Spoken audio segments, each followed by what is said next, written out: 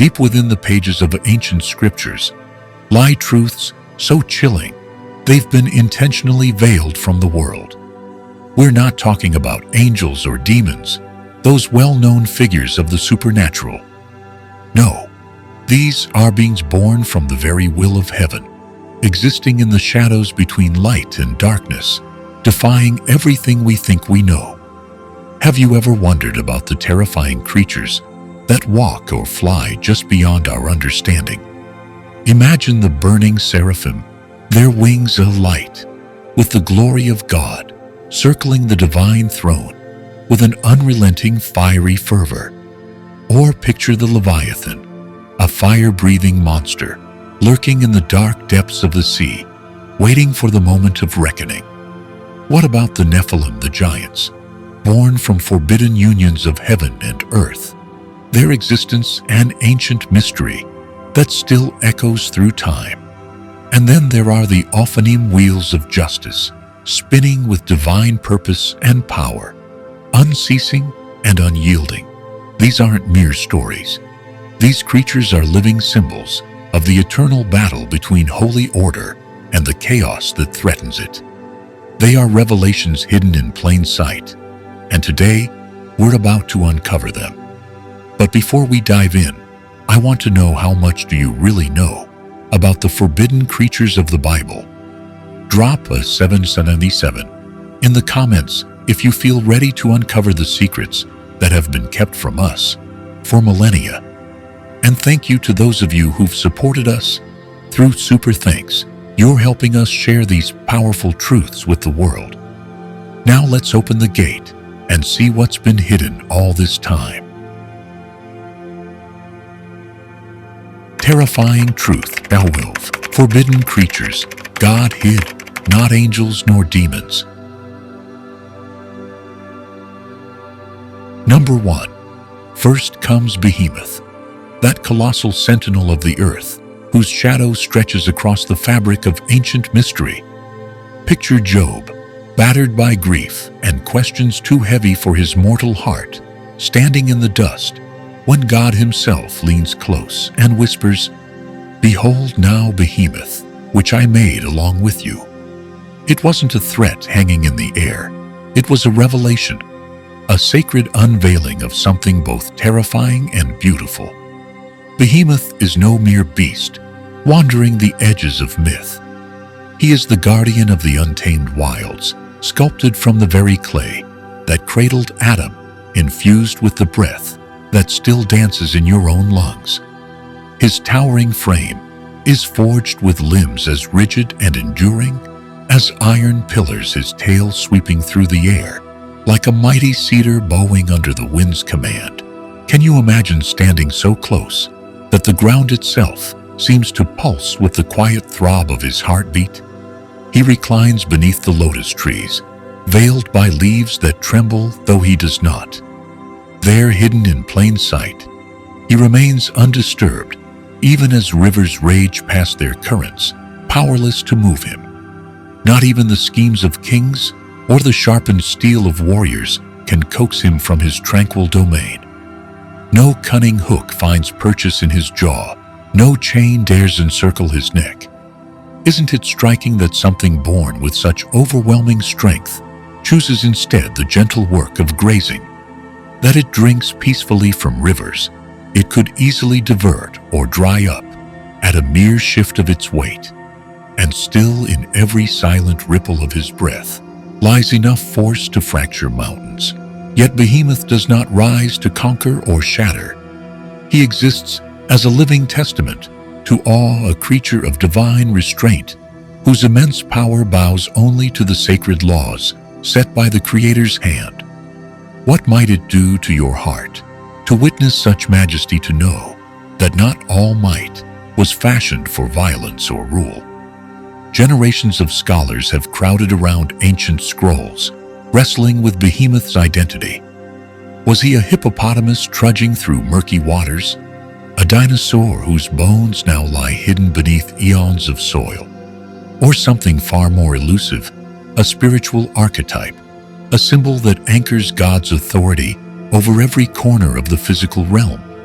Could it be that Behemoth is less about muscle and hide and more about what happens within us when faced with grandeur we cannot subdue?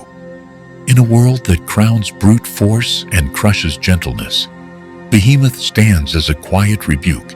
He teaches that true power may be found not in conquering, but in the unmovable calm that rests secure under heaven's watchful eye. As you walk beneath rustling trees, or pause beside streams that never cease their song, have you ever wondered if it's Behemoth's breath stirring the leaves, his silent witness lingering in the currents? Perhaps in those moments you are closer than you realize to the ancient mystery that still humbles kings and silences the proud. Would you dare stand before him, heart laid bare, and discover what real strength looks like? Number 2. Second emerges Leviathan, the serpent of flame and swirling disorder, who coils beneath waters so deep and dark that no sunbeam dares trespass there. In that shadowed abyss, where the sea whispers of primordial days and the bones of old empires lie silent, Leviathan moves. Imagine for a moment the ocean's endless expanse, how it churns with secrets too heavy for mortal ears, and somewhere within this creature stirs its breath, rolling like distant thunder. Leviathan is no simple whale or crocodile of human tales. It is the very embodiment of chaos, shaped by God's own hands, not as a pet to be leashed, but as a living testament that some forces exist solely to declare the sovereignty of the Creator over what cannot be subdued. In the book of Job, chapter 41, its description reads like a hymn of terror and awe interwoven. Out of his mouth go burning lamps, and sparks of fire leap out. His breath kindleth coals, and a flame goeth out of his mouth. Can you picture standing on a rocky shore as the water suddenly boils, not from sun or wind, but from a serpent whose very exhale births flame? Would your legs carry you closer, or turn to fleeing? Its scales, locked together tighter than the plates of a fortress gate, each one a promise that no spear, no cunning blade could ever find purchase there. And its eyes, oh its eyes, they blaze with a radiance akin to the morning sun, breaking the horizon fierce and unblinking, casting back every stare with a brilliance that says plainly, you are not master here. Who among us would dare raise a sword, knowing no iron ever forged could hush its roaring challenge? Leviathan was never meant to be conquered by human ambition. It was born to dance at the edge of terror and marvel, to remind fragile souls of their station beneath heaven's throne. In truth, to behold, it is to stare into the storm itself, rolling majestic, indifferent to crowns or kingdoms. Yet Leviathan does not slither forth as a harbinger of evil. Contrary to popular fears, it is not the devil cloaked in scales and salt. It is a paradox woven into creation's very fabric, a spectacle that doubles as both God's living weapon and his playful wonder. In Psalm 104, Leviathan frolics in the seas, a creature fashioned by God to revel in the deep, to sport in waters man can only hope to skim. Isn't it curious that something so terrifying is also pictured as delighting its maker? Then again, in Isaiah 27:1, the prophecy turns somber. For the Lord promises that in days yet to dawn, he will wield his mighty sword to punish Leviathan, that crooked serpent cutting down chaos once and for all. What could it mean that this beast is at once God's delight and the target of his final judgment? Might it be that Leviathan reflects the very chaos of this world, the wildness that God allows for a season only to ultimately triumph over it in a blaze of justice? To face Leviathan, should fate or divine design ever lead you to such a brink, would not be about conquest. It would be about unveiling the tearing away of illusions, leaving only raw truth in its wake. No admiral's fleet, no emperor's command could ever summon or silence this creature. Leviathan bows to none but its creator. Perhaps in this, it teaches us the deepest lesson of all, that there are forces and mysteries which exist not for us to master, but to humble us, to beckon us closer to the trembling edge of revelation. If you stood on that cliff today, with the sea heaving and fire rising from the waves, would your heart steady? Or would it finally understand what it means to be small before the vastness of God's design? Number 3. Third, stand the seraphim, those mysterious beings known as the burning ones, who dance in radiant throngs above the throne of God, far beyond where mortal sight dares to wander. Picture a realm so awash in holy brilliance that even the stars would appear dim and shy, a realm where the very air trembles with sacred fire. It is here that the seraphim dwell, blazing spirits whose very existence is a living inferno of worship. Their name, drawn from the Hebrew root, seraph, means to burn and burn. They do not with fury or vengeance, but with a fervor of adoration so intense that it consumes all pretense. In the 6th chapter of Isaiah, the prophet is granted a vision that shatters the walls of his understanding. As the veil is pulled back, he beholds the Lord seated on a high and exalted throne, and above this throne the seraphim soar in glorious, ceaseless motion. Each one bears 6 wings with 2. They shield their faces, unable themselves to look directly upon the fullness of God's splendor. Does it not stir something within you to realize that even these exalted creatures must hide their eyes from the overwhelming radiance of the Almighty? With another 2 wings, they cover their feet in profound humility, acknowledging the ground they tread is far too sacred for even them to touch unadorned. And with the remaining 2, they fly, circling the throne in a choreography of eternal devotion. Their voices thunder through that heavenly chamber, resonating across eternity. Holy, holy, holy is the Lord of hosts. The whole earth is full of his glory. Imagine how that chant would roll over you like waves of molten gold, each repetition stripping away layers of pride, fear, and impurity. Would your knees not buckle beneath such sound, your very heart laid bare by its piercing truth? Yet the seraphim are more than heavenly choirs. They are also ministers of purification, wielders of a sanctifying fire that bridges the infinite gap between sinful flesh and unapproachable holiness. When Isaiah, undone by the sight before him, confesses his ruin, "Woe is me, for I am a man of unclean lips," it is a seraph who flies to the altar, retrieves a burning coal with tongs, and presses it to the prophet's mouth. Feel the weight of that moment, the sharp sear of fire, not meant to destroy, but to cleanse. Behold, this has touched your lips.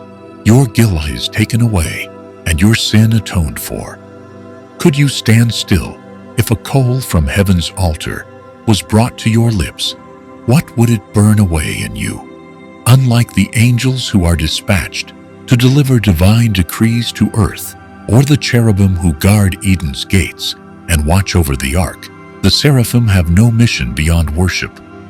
They aren't sent. They simply remain eternally stationed in the blazing aura of God's majesty. They are seldom seen by human eyes, yet their presence is felt, as fire is felt, without touch, yet impossible to ignore. Their flames lick through the corridors of heaven, echoing downward into every prayer that rises with trembling hope. The seraphim teach a truth many shy away from. That worship is not a gentle candle flickering in a dark room. It is a consuming conflagration, eager to burn away all that is dross. Their endless song does not simply fill the heavens, it refines them, purging even the faintest shadow of arrogance or doubt. If you could stand among them for even a heartbeat, would your soul not quake under the double weight of terror and unspeakable glory? To hear their cry is to be unraveled, every secret of the heart laid open before the One who sits enthroned forever. And to stand where they burn is to finally grasp what it means to fear and yet yearn for the living God. Perhaps it is only by such holy fire that any of us might ever be made whole. Number 4. Fourth, stand the cherubim, the guardians of unspeakable glory. Forget the quaint images you've seen in museum halls, or painted ceilings, rosy-cheeked infants with tiny wings fluttering about on lazy clouds. These are not cherubim. Such pictures are fragile human attempts to soften what in truth is fearsome beyond measure. The real cherubim are beings of dreadful majesty, forged by the hand of God Himself for one sacred purpose: to guard the threshold between the mortal and the divine. Their story begins at humanity's first exile. In Genesis 3:24, after Adam and Eve stepped trembling from Eden's lush embrace, burdened with the knowledge of good and evil, and clothed in the frail skins of mortality, God does something startling. He places cherubim at the eastern gate of the garden, wielding a flaming sword that spins and slices through every direction, a blade alive with divine fire. Can you imagine standing at the edge of that lost paradise, watching light itself fracture around a sword that turns of its own accord, guarded by beings whose very gaze might strip your soul bare? And yet this wasn't a punishment. It was mercy, for to re-enter Eden in sin would have meant an eternity cut off from God's redemptive plan, a death without end. But the cherubim's duty stretches far beyond Eden's gates. In the prophet Ezekiel's staggering visions recorded in chapters 1 and 10, they appear again not as passive sentinels, but as living chariots bearing up the throne of the Almighty across the expanse of heaven. Each cherub is a tapestry of creation itself, with 4 faces: a man radiating wisdom, a lion roaring with courage, an ox brimming with unyielding strength, and an eagle soaring in piercing vision. Have you ever wondered what it would be like to stand before such a being, to see all of nature's virtues knit together into one terrifying unity? Their wings stretch outward, vast enough to overshadow nations, while their very bodies are clothed in countless eyes, watching, probing, missing nothing. Beneath them roll wheels, within wheels of Anim, blazing with a brilliance that mortal eyes could scarcely endure, moving wherever the Spirit commands, without ever turning or swerving. What would it do to your heart to see such perfect obedience, such harmony with divine will? And on earth, their image was carried into Israel's deepest worship, in the sacred hush of the tabernacle, and later in Solomon's splendid temple. 2 golden cherubim were crafted to overshadow the Ark of the Covenant. Their wings stretched toward each other, forming the mercy seat, the very spot where God's presence would descend in glory. Between the outstretched wings of these watchers, can you picture the high priest trembling once a year as he entered that space, knowing that beyond the veil he stood under the gaze of the cherubim and the gaze of God Himself? Cherubim are not messengers flitting from heaven to earth with tidings as angels do. They do not bear words. They bear presence, living, breathing manifestations of God's holiness and glory, boundary stones that declare thus far and no further. And yet, even in their formidable silence, they reveal a secret, for between their wings, on the mercy seat, forgiveness and reconciliation are found. It is there that God chooses to meet with humanity, not in thunderous judgment, but in mercy. To behold a cherub is to have every arrogance stripped away, to stand trembling under the weight of realities too vast for flesh to contain. To pass through their watch is to be refined, for nothing impure can slip by their flaming guard. They do not speak, they do not need to.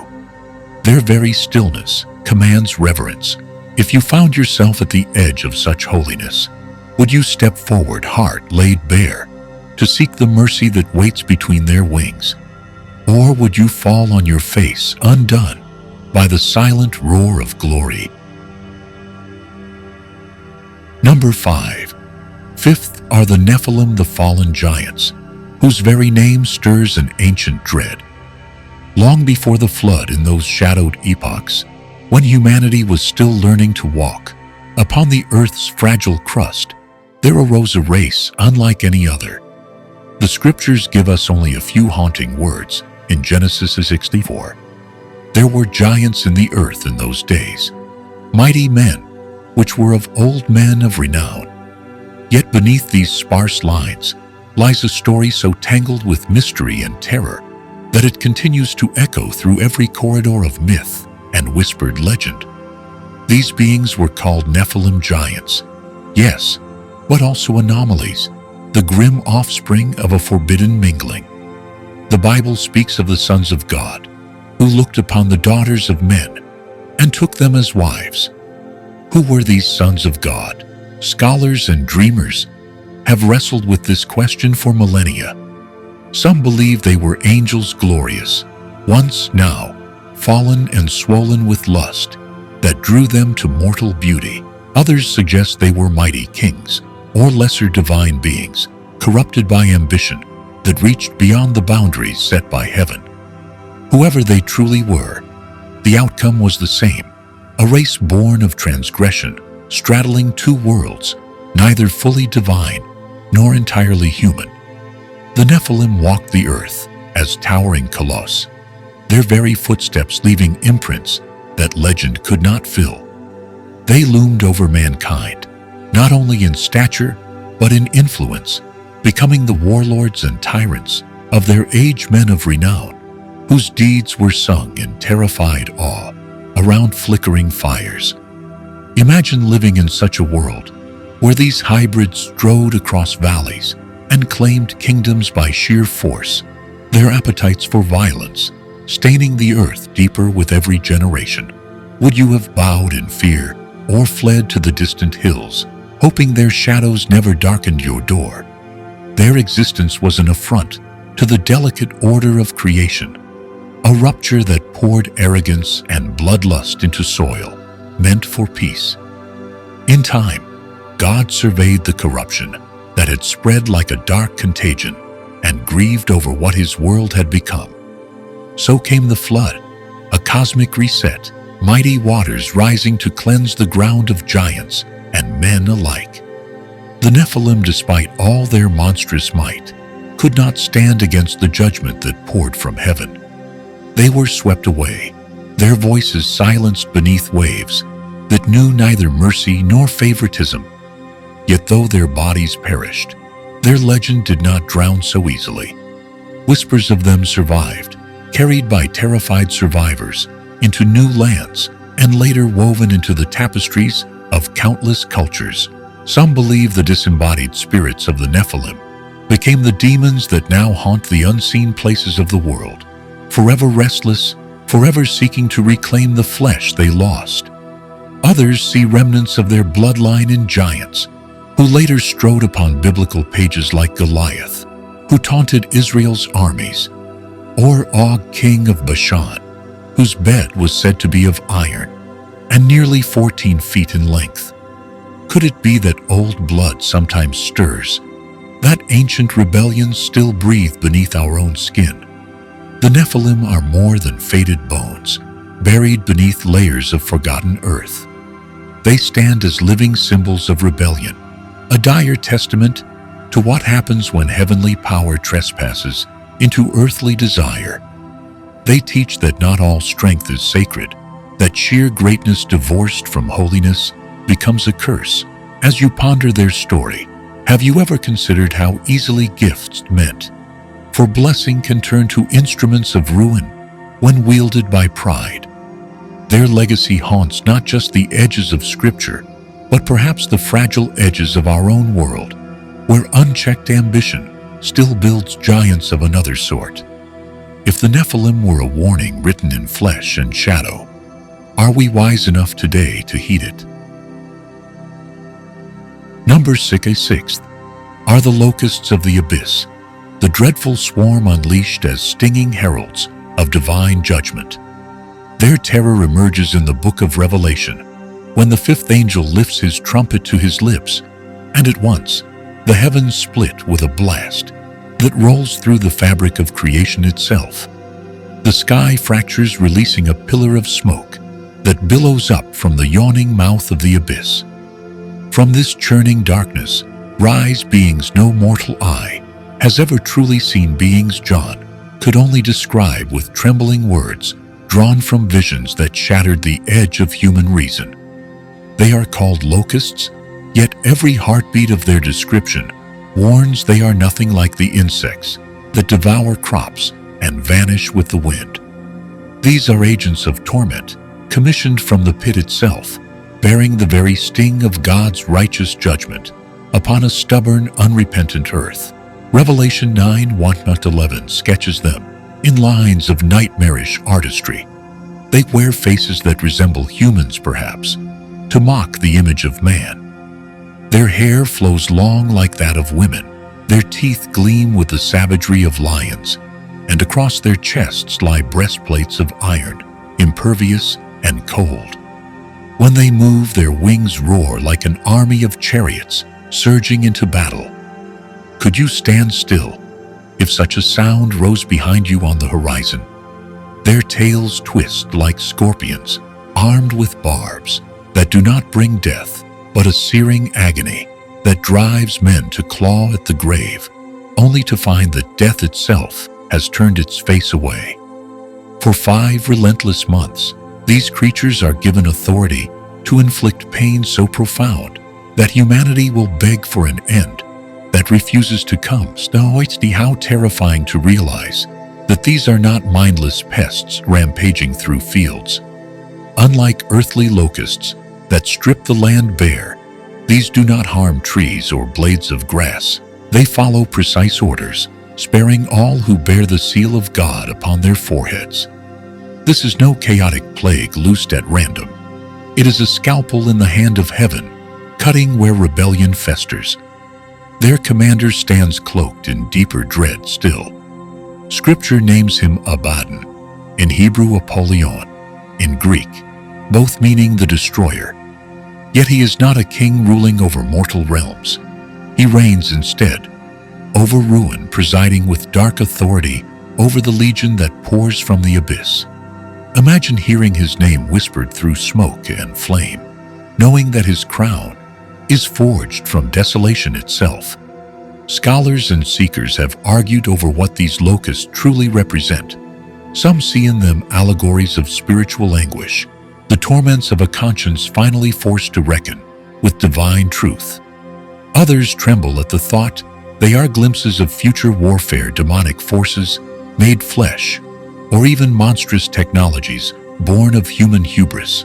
Could it be that these horrors are waiting just beyond the edge of our own unfolding age? Yet amid all speculation, one unyielding truth remains. They rise, not by their own cunning, but only when God allows the abyss to open. They are not evil in their origin.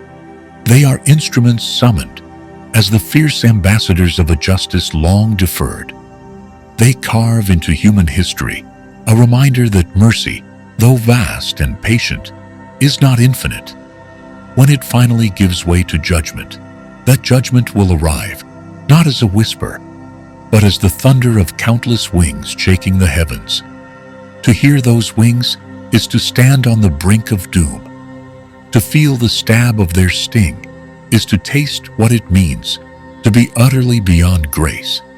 To discover the awful reality that there is a point at which pleading is too late. If these locusts were to ascend again, tomorrow would your forehead bear the seal that halts their advance, or would their shadows pass over you, heralding a suffering that no blade or prayer could drive away? Number 7. Come the wheels of divine sight, the Ophanim strange and wondrous, Beyond human reason, their very presence, a riddle that unravels the fabric of understanding. In the thundering visions granted to the prophet Ezekiel, there burst forth images so staggering that even his inspired words strained and faltered. Amid flashes of lightning and rolling fire, he saw a structure that no earthly language could fully capture: wheels nested within wheels, layered in such impossible symmetry that they seemed to pulse with their own living breath. Each wheel shimmered like burnished amber, radiating a light that was at once inviting and terrible. But more unsettling still were their eyes, countless eyes open, on every side, blinking not in fear, but in tireless vigilance. Imagine standing before such a being: wheels that blaze with the knowledge of eternity, eyes that sweep over past, present, and future, all in a single unbroken gaze. Could any secret remain veiled under such scrutiny? Would the thoughts you keep locked behind polite smiles and hidden shames survive the brilliance of their stare? These are the Ophanim, celestial wheels that uphold and propel the throne of God Himself across the span of creation. Unlike cherubim or seraphim, they are not beings of flesh or spirit, clothed in fiery forms.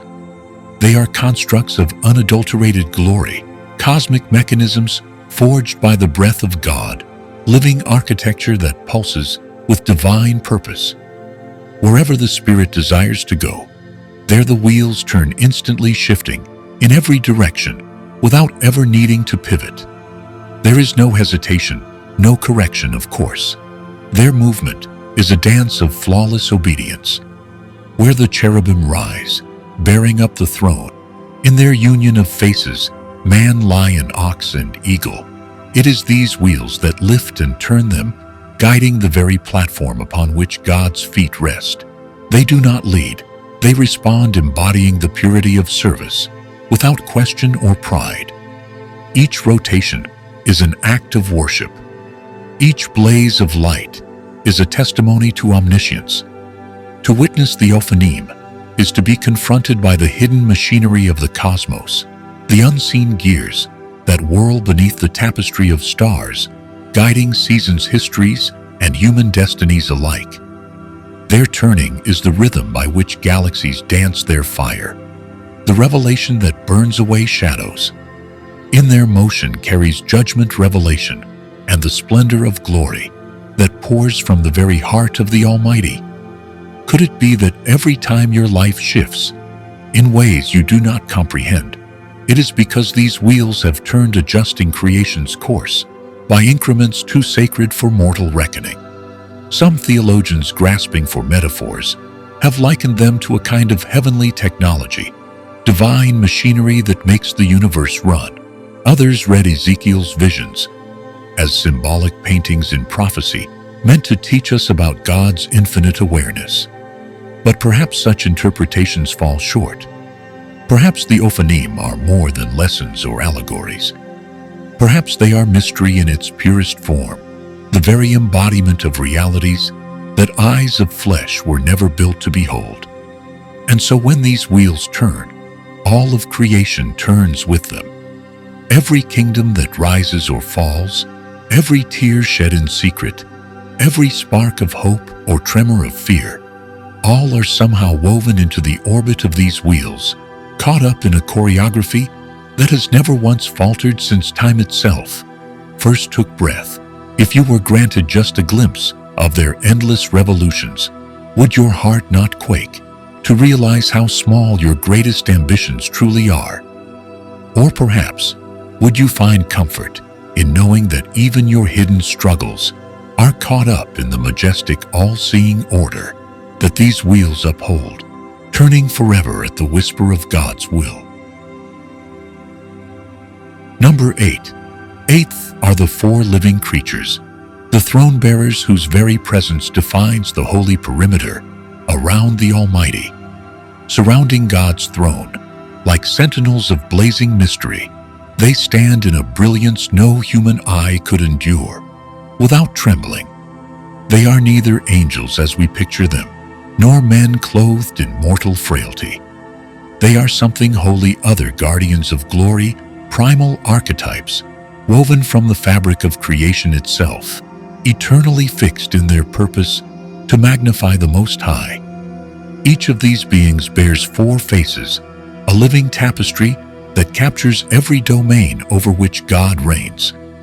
The face of a man mirroring humanity, with all its reason and relational heart. The face of a lion roaring forth the raw majesty of the untamed wild. The face of an ox, steadfast and strong, embodying labor and the gentle rhythms of domestic life. And the face of an eagle, eyes piercing the heights, sovereign over the open heavens. As you stand in the shadow of such a creature, wouldn't you marvel that every sphere of life is represented, each thread drawn into ceaseless worship? Their bodies are clothed in eyes front and back, as if the very substance of their flesh were awareness. Nothing slips past their sight. Every hidden thought, every secret whispered behind closed doors, every sorrow that festers unspoken, is laid bare before them. Their wings stretch outward, poised in perpetual readiness, never slack, never weary. In Ezekiel's breathtaking visions, they move in perfect unity, with the Ophanim, those fiery wheels we spoke of, so attuned to the Spirit that they shift wherever God desires, without ever turning. Could you imagine such unwavering alignment, never questioning, never hesitating, flowing effortlessly, with divine will day and night, without pause, without the faintest whisper of fatigue? They lift their voices in a chorus that trembles through the corridors of eternity. Holy, holy, holy is the Lord God Almighty, who was and is to come. Their praise does not drift lazily into the void. It rolls like thunder through the very architecture of heaven. Each proclamation sends ripples through realms unseen, stirring angels to attention and bidding all of creation bow low before the one seated on the throne. When they cry out, it is not mere worship, it is power that resonates so deeply that it shakes the roots of reality itself.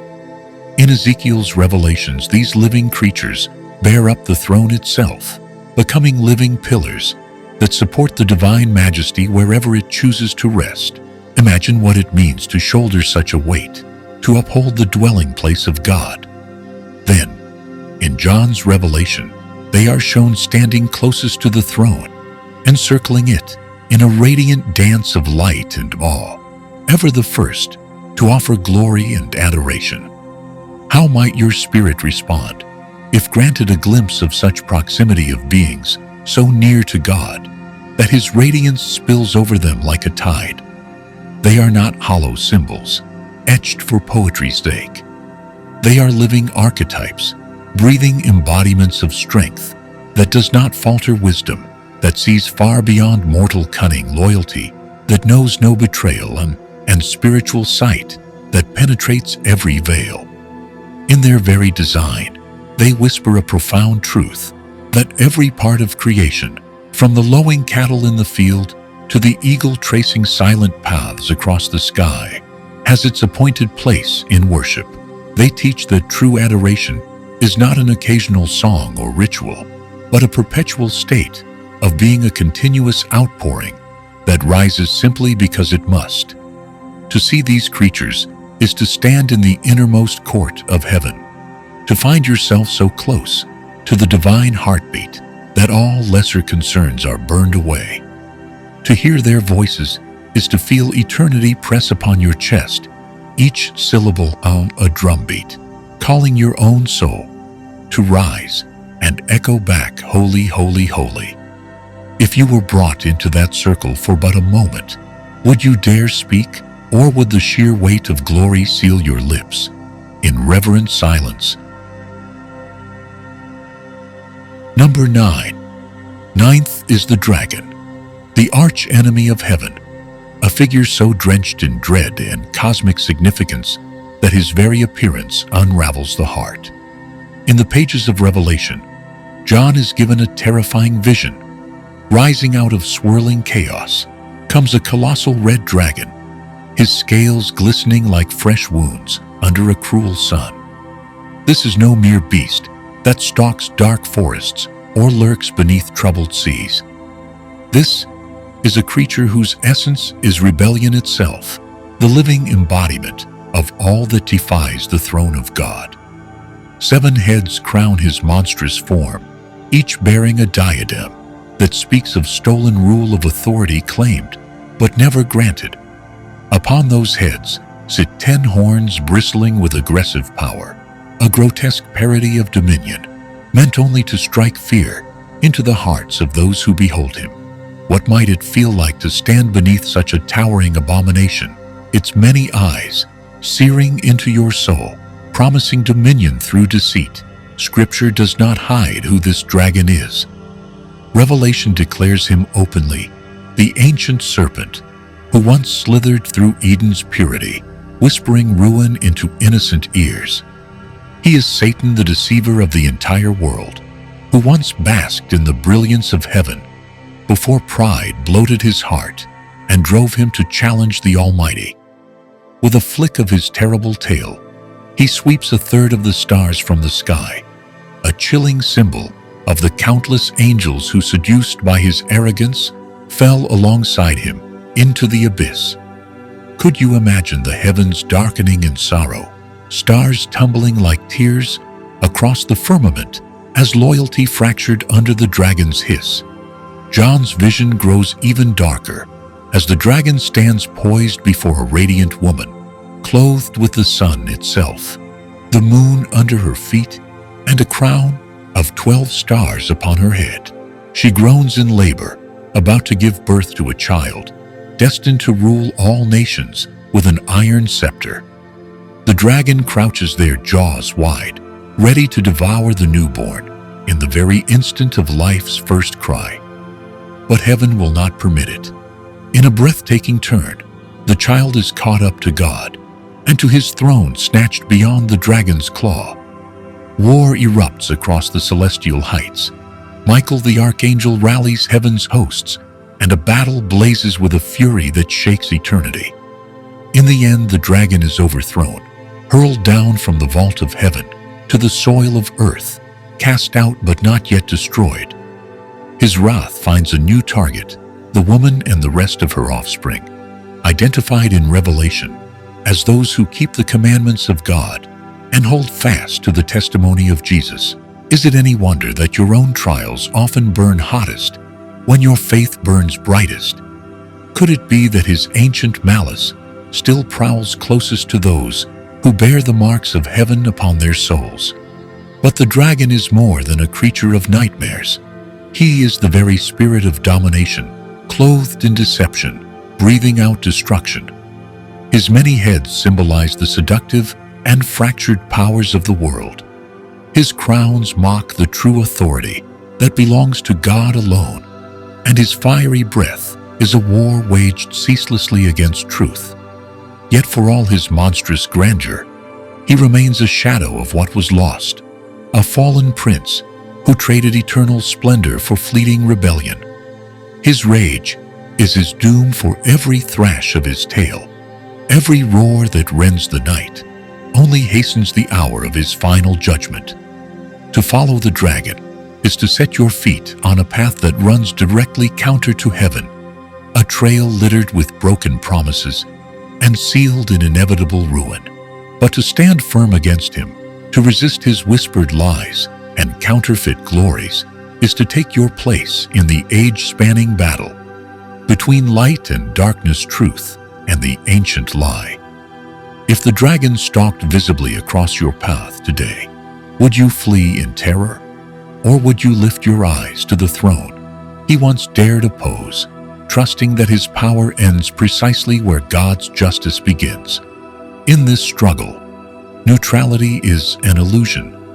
Each heartbeat, each choice, declares allegiance either to the serpent's fleeting dominion or to the Lamb's eternal reign.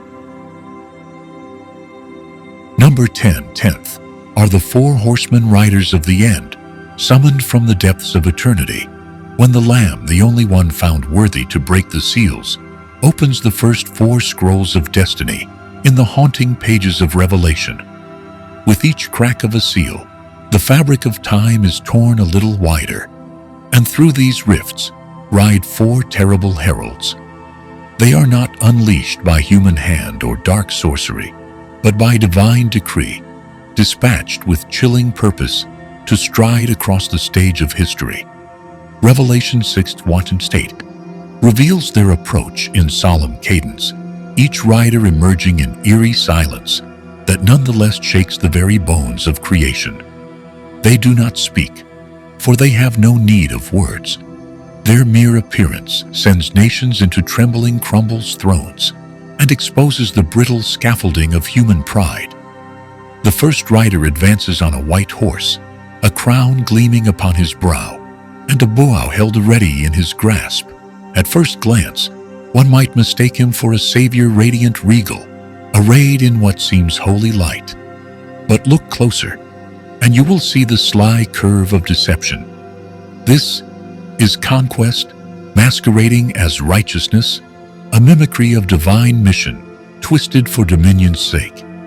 How many today still bow before such illusions drawn to power that wears a shining mask? Next comes the rider on a red horse, the very color of fresh spilled blood. A great sword is clenched in his hand, its blade heavy with the promise of strife. With a single unseen command, peace shatters like fragile glass, and the earth is plunged into chaos. Brother rises against brother, kingdoms devour one another in relentless hunger, and every field becomes a battlefield soaked with grief. Could you stand amid such roaring tumult, where love curdles into suspicion, and every neighbor might become a foe? Following close behind, the third horseman emerges upon a black steed. He carries scales in his hand, the ancient symbol of trade and provision. Yet here, it spells only scarcity. Under his cold watch, wheat and barley are measured out by weight, as if they were precious stones. A full day's wage buys barely enough to stave off hunger, while oil and wine slip through the cracks, untouched, mocking the destitute. Children cry out from hollow bellies, and streets, once filled with laughter, echo instead with desperate bargaining. In such days, who would not trade gold for a morsel of bread? Then approaches the final rider, pale as sickness, the color of corpses long lain in their shrouds. His name is Death, and trailing behind him like a loyal hound is Hades, the yawning grave eager to swallow multitudes. Together, they bring pestilence, plague, and rot, a dark culmination of the horrors sown by the first 3 riders. Cities choke under pestilence, fields wither beneath unseen blight, and even the strong find their breath stolen in sleep. To watch them pass is to watch the world itself recoil trembling at the thin edge between life and the cold hush beyond. These 4 are not random calamities or mere accidents of a cruel universe. They are divine instruments, each one a sharpened blade, carving away the bloated illusions of human self-sufficiency, pride, and empire. They reveal what happens when a world turns its face from God, when the blessings of heaven are traded for the fragile securities of man. To witness their coming is to see the scaffolding of all human arrogance stripped bare, to watch kingdoms totter under their own weight. Yet even as the thunder of their hooves fades into the distance, their work is not the end. For beyond the dust, they raise rides, another, the true King, faithful and true, whose robe is dipped in blood, not of conquest but of sacrifice. He comes to reclaim, to heal, to redeem all that these riders have shattered. If you heard the hoofbeats of the 4 echoing across your land today, would your heart quake in fear alone, or would it also lift in fragile hope, knowing that behind them rides the one who makes all things new? In the terrifying parade of judgment, there still gleams the promise of restoration, a whisper that mercy has not yet breathed its final word. Number 11. 11th is the angel of death, silent and swift, a figure whose very mention sends a shiver through the marrow of history. He walks without a recorded name, bears no face etched by prophetic hand. There is only his presence, an invisible force that moves with chilling precision, leaving no door unopened when commanded, no life untouched when his path is set. When he comes, he does not knock or announce his arrival with trumpet or shout.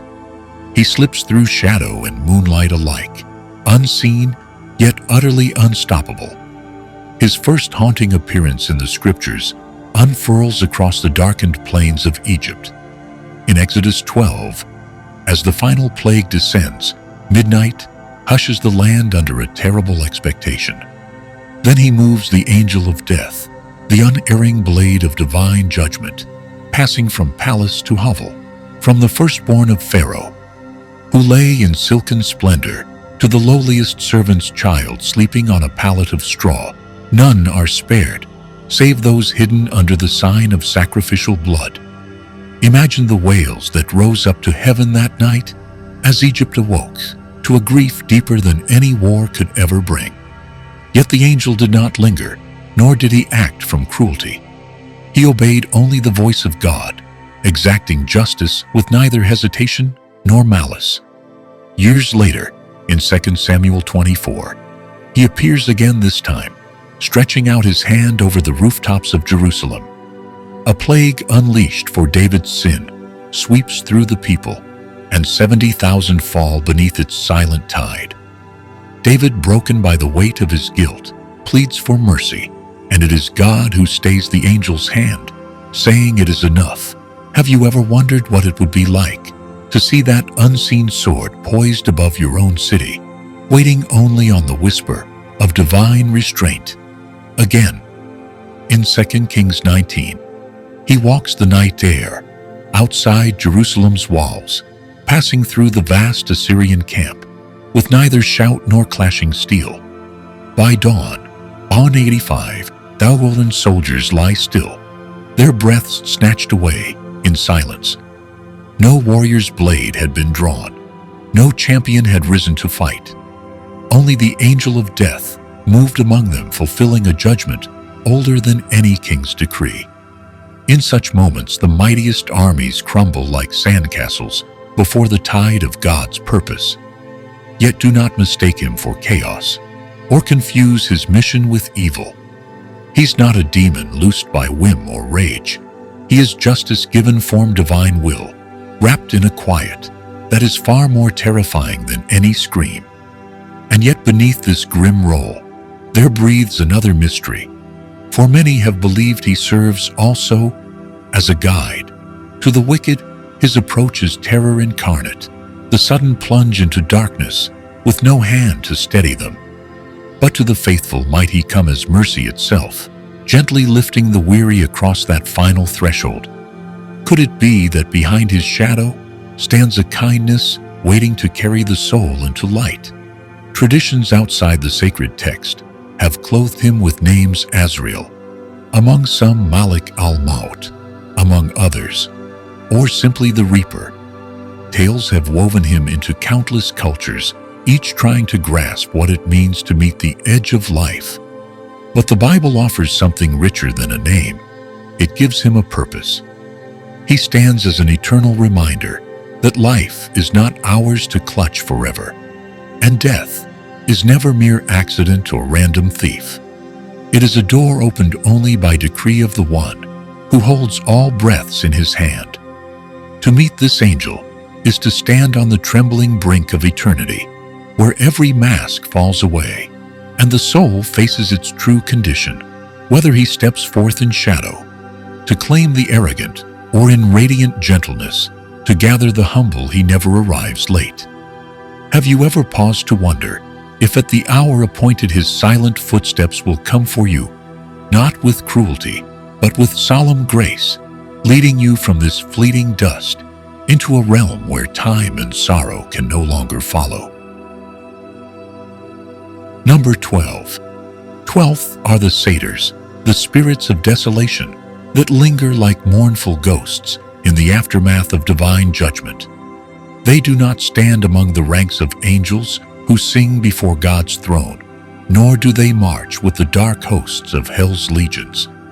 Instead, they creep into the hallowed places of the earth, the wastelands left behind, when God withdraws his presence and human arrogance is ground back into dust. These beings haunt the margins of prophecy, appearing only where the ruins of once proud cities lie silent, where the air itself seems heavy with the echo of things lost. In Isaiah 34:14, the prophet paints a chilling scene. The land of Edom, once bustling with commerce and life, has fallen under the weight of divine wrath.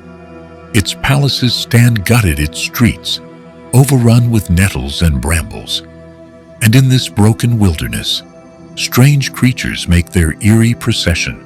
The satyr's beings, half man, half goat, dance among the rubble, crying out in voices that carry both madness and sorrow.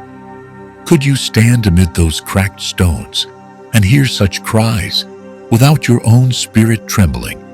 The Hebrew word sa'ir means hairy one, but it also whispers of something darker, a goat demon, a twisted parody of creation's intent. Some ancient thinkers believed these were literal beasts that crept forth when mankind's dominion failed. Others read them as symbols, the living embodiment of chaos, idolatry, and corrupted worship. After all, was it not among golden calves and carved images that Israel so often betrayed their covenant? Could these satyrs be the laughter of false gods, given terrible life, mocking the ruins left by human sin? Unlike armies that storm in with sword and flame, the satyrs do not come to destroy. Their appearance is always after the devastation, drifting through the ashes like lingering regrets. They are the haunting chorus that follows judgment, reminders that when the light of God departs, something else always slithers in to fill the void. Where once stood temples echoing with hymns, now stands open ground, echoing with their shrill cries. Where laughter and love once bloomed, only thorn and thistle thrive, tangled witnesses to what happens when holiness is spurned. Imagine walking through a city that once teemed with life, merchants calling out prices, children racing along sunlit streets. Now nothing but stone husks, draped in creeping vines. And then from some hidden shadow, a satyr's laugh rises brittle and hollow, a sound more chilling than the deepest silence. Would your heart not seize with dread, knowing you had stepped into a place forgotten by heaven? Their presence is more than grotesque spectacle. The satyrs testify that when mankind dances too long with sin, when idols are raised where altars of truth once stood, the very land becomes estranged, fruitfulness withers, songs turn to howls. What was sacred becomes alien and unsettling. They do not roar in victory. Their cries are the wails of a place under curse, a tragic chorus that sings of what has been lost. And so these satyrs, spirits of desolation, remain etched upon the pages of prophecy as stark warnings. They are wilderness, given voice, the mournful hymn of creation, left unguarded the twisted laughter of false gods who could never save. To hear a satyr cry in the night is to know that holiness has departed, that a place has been forsaken, and that all that remains is the echo of divine absence, where even the shadows seem to weep. Would you linger long in such a place, or would your soul flee desperate to find once more the light of the presence that alone can keep desolation at bay?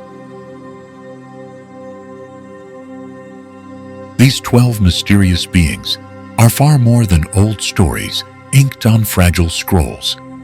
They are living echoes of eternity, woven through the sacred pages to unveil God's justice, His breathtaking glory, and His fathomless mystery. From the burning seraphim who circle heaven's throne with cries that melt pride, to the haunted wails of satyrs dancing in the ruins of forsaken lands, Each of these creatures holds up a mirror to something deeper, truths about the spiritual realms that press close against our everyday lives, even when we forget they are there. They remind us that behind everything we see lies an unseen vastness, and behind every fleeting moment stretches something eternal. In a world so consumed by what can be measured and marketed, weighed and displayed, how often do we pause to remember that armies of fire, wheels of eyes, and silent angels of death stand just beyond the thin veil of sight? Could it be that our anxieties, our restless striving for power or security, are born from forgetting that we walk daily through a creation alive with the presence of God, and that He alone holds both breath and judgment? To study these beings is not merely to marvel or speculate. It is to awaken, to step out of the dull hypnosis of routine and realize that holiness burns far nearer than we dared believe. When I think of the seraphim's purifying coal, or the Ophanim's countless eyes, or even the locusts of the abyss sent to humble human arrogance, I am struck by how patient God has been with us still. These visions stir both awe and urgency. They whisper that life is not random. It is sacred, fragile, held moment by moment in hands that shape universes. So what might this mean for us right now in our tangled modern lives? Maybe it's this: to live awake, to guard our hearts against idols subtle or loud, to let humility become our crown instead of ambition, to let worship burn hotter than worry. Because these divine mysteries do not simply belong to dusty pasts or distant futures. They frame the world we wake to every morning, whether we notice or not. If this journey through heaven's hidden creatures has stirred something inside you, wonder, reverence, even holy trembling, I invite you to stay connected. Share your thoughts below.